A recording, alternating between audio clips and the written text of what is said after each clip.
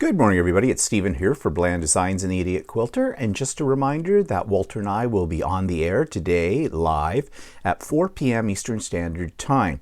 And it is Sunday, July the 25th, 2021.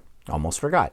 And what's on the agenda today? Well, just a general chit chat. We're going to talk a little bit about my mother. She's been giving me some worries this past week, but then again, when isn't she?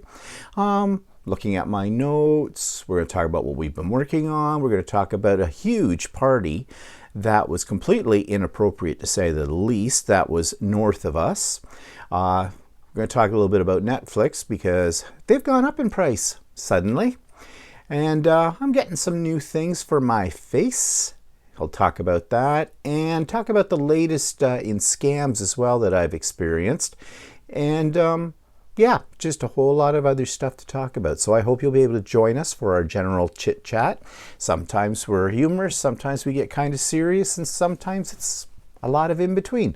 So that's today, Sunday, July the 25th, 2021 at 4 p.m. Eastern Standard Time for Stephen and Walter Live. I hope you can join us then. Bye-bye for now.